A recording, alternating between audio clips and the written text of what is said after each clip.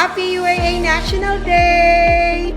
Happy UAA National Day! Happy UAA National Day! Happy 53rd UAA National Day! Hello guys, and today we are celebrating UAE 53rd National Day. Kaya naman dadalaw tayo sa Emirates Education Center. And alamin natin ano yung mga reasons nila why they are thankful with UAE. Let's go!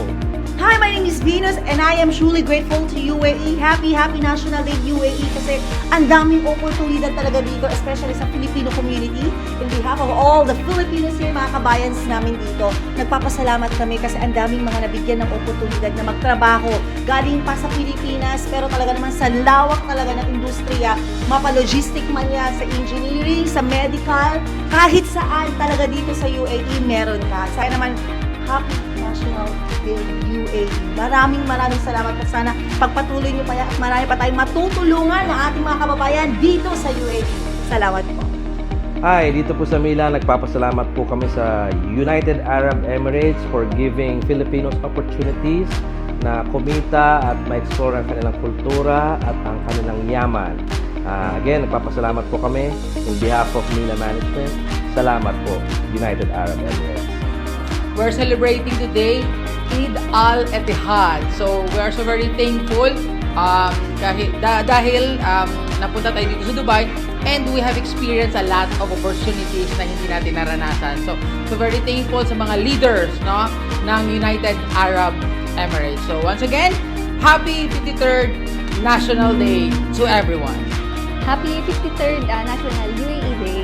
UAE, so sa tagal ko nito, sa work, ang dami kong na rin sa Pinas. Nakaano ng lupa, naayos yung bahay namin dahil sa UAE. Ang dami din yung tumutulak sa work. Sa mga lokal, mababait, ang dami kong friends, ang dami tumutulong din sa akin kung wala akong work. Masaya sa UAE. Nagpapasalamat po ako sa UAE dahil nagkaroon ako ng magandang trabaho dito. At saka maraming good opportunities dito sa UAE. Ako po pala si Alan Isabelin. Happy National Day, everyone! UAE is a good opportunity for all Filipino OFW. And I am surprised and very thankful for UAE because I have lots of experience in UAE. Thank you for National Day. Happy National Day. Many happy returns. Because the atmosphere, environment, all the work facilities are very good here, very good opportunities are here. That's why we are thankful to them. Since I came in UAE, I have peace. People are loving everywhere. So as that, thank you so much. Thank you. Happy National Day UAE.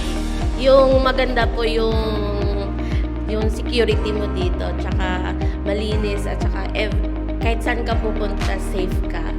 Thank you sa opportunity na nakatrabaho kami dito and then very safe kahit na pumunta. Nakahanap ako ng trabaho dito sa UAE. Tapos, safe yung dito sa UAE. Yun yung mas maganda.